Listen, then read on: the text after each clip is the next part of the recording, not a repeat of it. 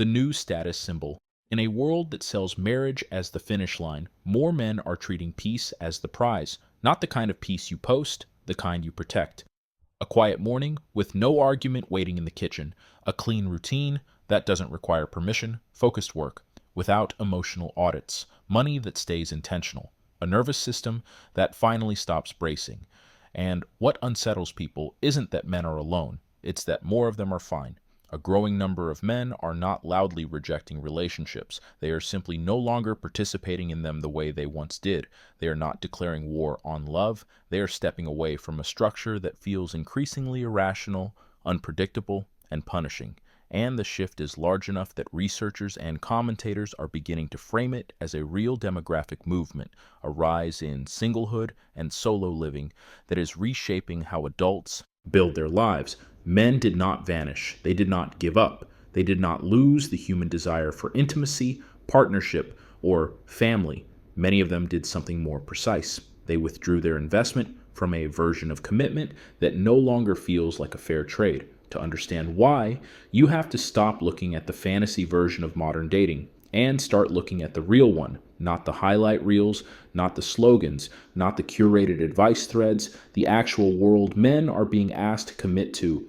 Where expectations rise year after year, the perceived return shrinks, and the cost of failure can feel catastrophic.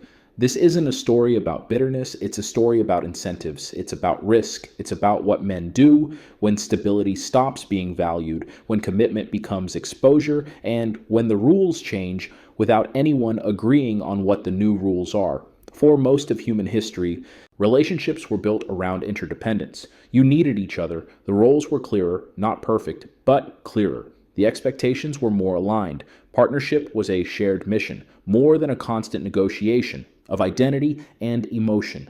Two people brought value, two people made sacrifices, two people relied on the other. Modern culture, however, has moved toward a different ideal, hyper-independence. The dominant message is no longer, let's build together. It's, I don't need anyone. I can do better. I deserve more. Independence itself isn't the problem. It can be healthy and necessary. But when the spirit of independence becomes a refusal to need, to appreciate, to cooperate, interdependence collapses. And when interdependence collapses, commitment becomes one-sided vulnerability. Men notice that shift. They may not always articulate it, but they feel it. Because for a man, commitment is not just emotional. It is structural. It is financial. It is legal. It is social. It is reputational. It is a long-term bet with real consequences. Previous generations faced divorce too. They weren't naive, but the incentives were different. Communities were more involved, expectations were more consistent. The forever assumption was stronger. Today, the landscape has changed. Relationship turnover is normalized. The idea of permanence is treated as optional, and in many places, the legal architecture around family still carries assumptions built for an earlier era, assumptions that do not match modern dynamics. So, for men, commitment can feel like maximum exposure, with minimal protection. That doesn't mean women are malicious, it doesn't mean men are victims, it means the system can be misaligned, and no rational person pours their entire life into a structure they believe is designed to penalize them when it fails. This is why so many men don't rage quit love. They quietly diversify, they put more energy into careers, into fitness, into craft, into competence, into friendships, into assets, into skills, into peace. They build lives that cannot be taken from them by a single decision made in an emotional moment or a bureaucratic one. They do this not because they fear love, but because they fear losing everything else for it. And there is another layer that gets discussed less because it does not fit into simple talking points. Many men feel modern relationships have shifted from gratitude to audit.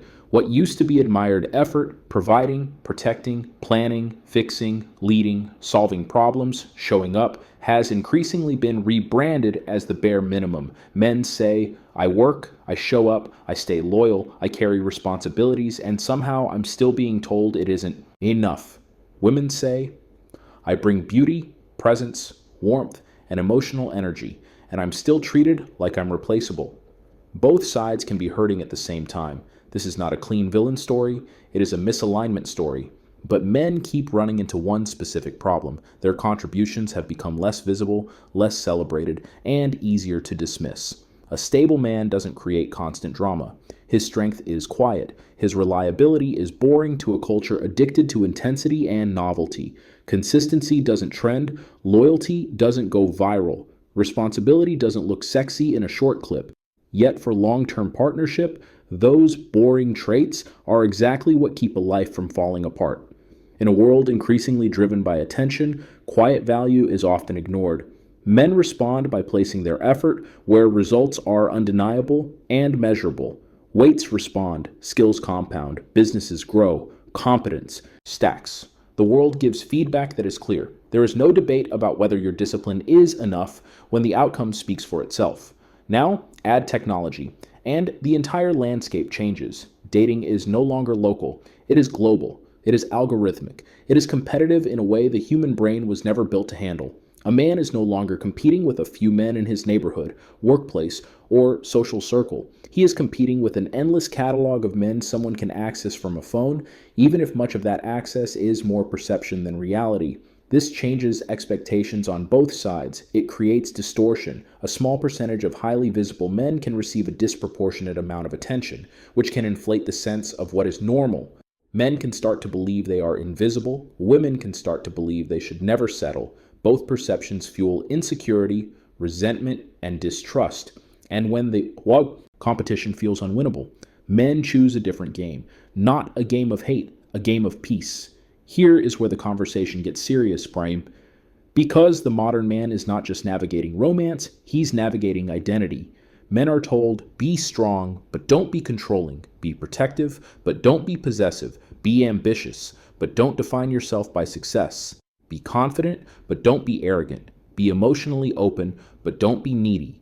Lead, but only when asked. Provide, but don't expect appreciation. Set boundaries, but don't be rigid. Some of these are reasonable ideals in isolation, but as a combined checklist, it becomes a set of contradictions. Men are asked to be simultaneously traditional and non-traditional, dominant and deferential, stoic and expressive, assertive and gentle, confident and constantly self-questioning. This isn't necessarily because women are unreasonable, it's because society itself is unclear about what it wants from men. The old model is criticized, the new model is not defined, so men end up living in an arena where their identity is always on trial, judged not only for what they do, but for what they fail to be in every moment. Over time, a man gets tired of constantly defending his nature, so he adapts. He steps out of the arena. Not because he is fragile, because he is strategic. He builds a world where he decides the rules, where his effort produces outcomes, where his identity is not negotiated weekly, and where his peace is not dependent on someone else's emotional weather. This is where solitude enters the story, not as defeat, but as a decision.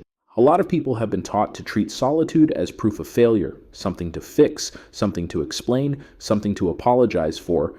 But what if solitude isn't a failure? What if it's a rational response to instability? What if, for some men, being alone is not loneliness, it is sovereignty? Freedom isn't loud, it doesn't trend, it doesn't demand applause, it shows up in small, disciplined choices. Waking early without negotiation, training without interruption, eating clean without compromise, traveling without approval, building without being questioned, protecting your nervous system like it's a non-negotiable asset because it is. There is an unspoken economy of single life, a currency paid in hours, decisions, and unbroken routines. Men who live alone don't just have more time, they own their time. And time, in the age of algorithmic distraction, has become one of the most valuable resources on Earth. The economy often punishes solo living. It's more expensive per person. It's less efficient on paper. But many men are choosing it anyway because they are not optimizing for appearances. They are optimizing for peace. And peace is not a luxury. Peace is performance. Peace is health. Peace is clarity. Peace is the ability to think straight, work hard, and keep your promises without resentment. This is not fantasy. Even the public conversation around marriage and well-being has become complicated because different data sources point to different realities, depending on what you measure and how you measure it.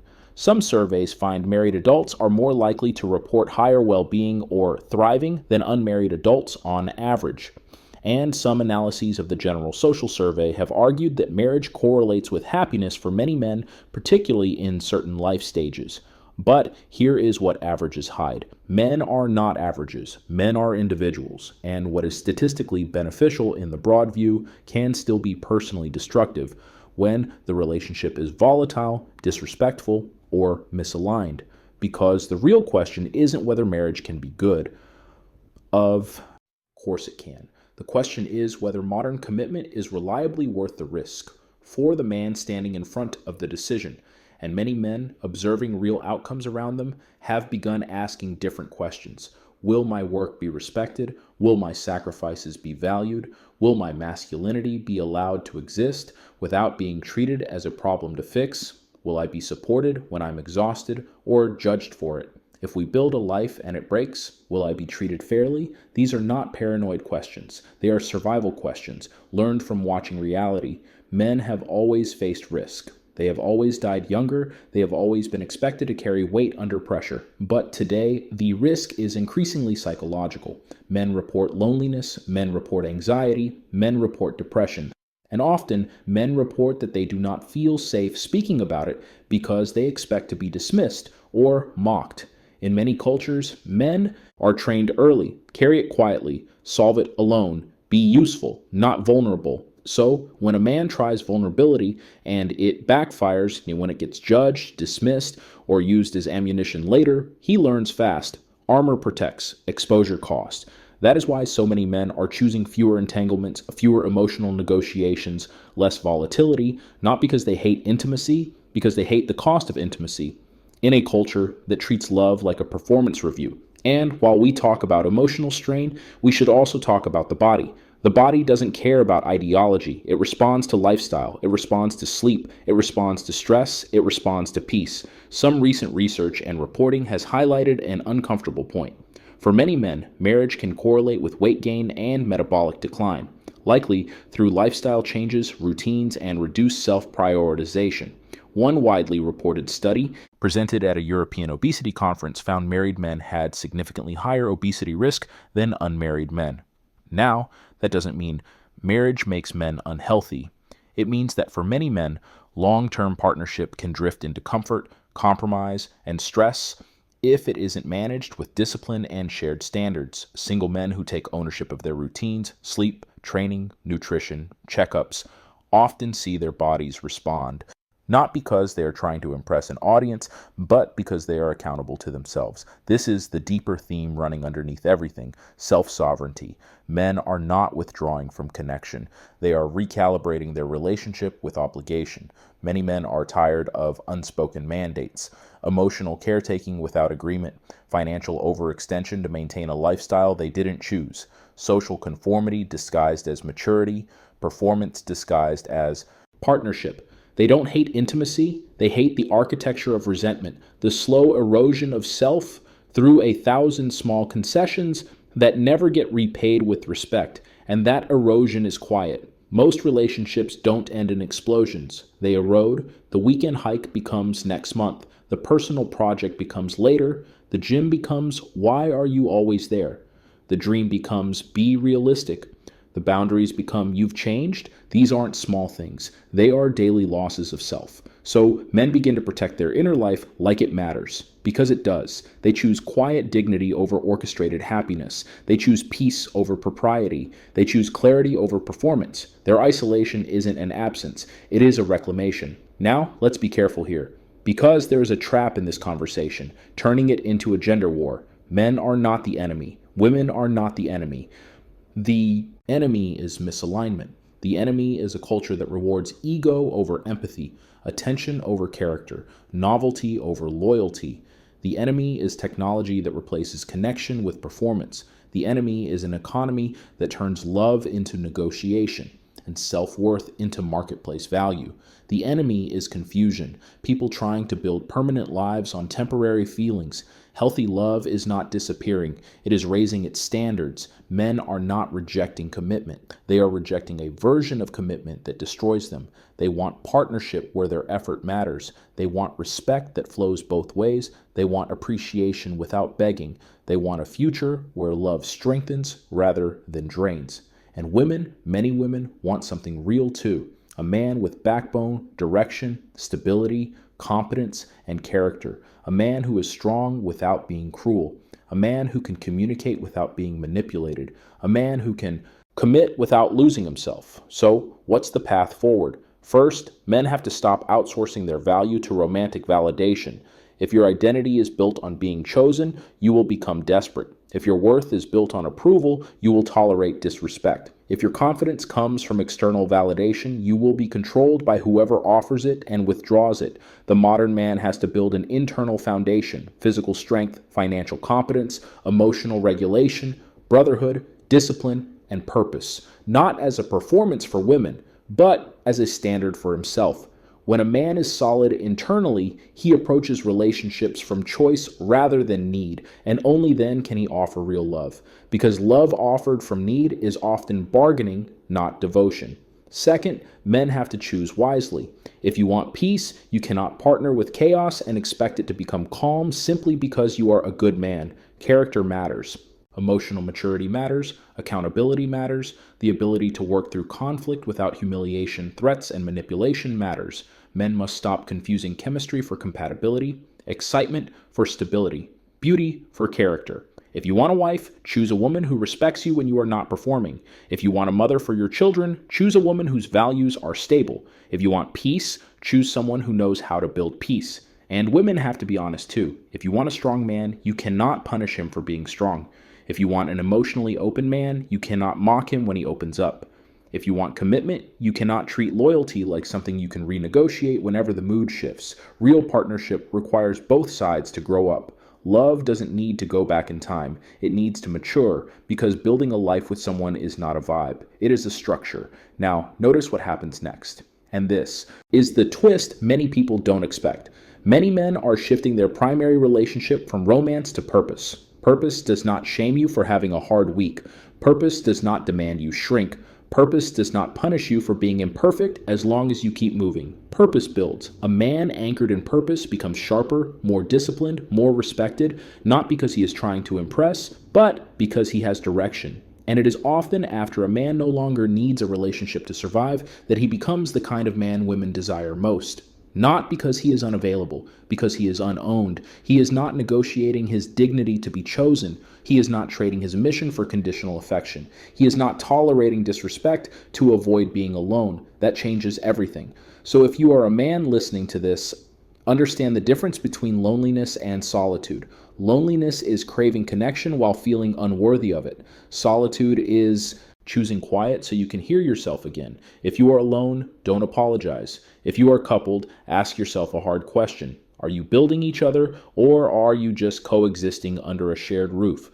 Because happiness doesn't require an audience, it requires honesty. And sometimes the most honest thing a man can do is sit with himself long enough to realize he's not broken, he's not missing a piece, he's not incomplete, he's recalibrating. He is saying, I will not sacrifice purpose for conditional affection. I will not trade peace for chaos. I will not negotiate dignity to be chosen. I will not build a future on unstable incentives. And here's the part that matters most. This isn't the end of love. It's the end of a childish version of love, one built on performance, leverage, and entitlement. Better love can be built from a stronger foundation: mutual respect, shared standards, shared mission, real accountability, and real gratitude. Not love that drains, love that strengthens. Stay grounded, stay disciplined, stay aligned with your mission. Build a life that is stable without needing anyone's permission. Then, if you choose partnership, choose it as an addition, not as a rescue. Because the man who no longer fears losing love becomes capable of the kind of love that lasts.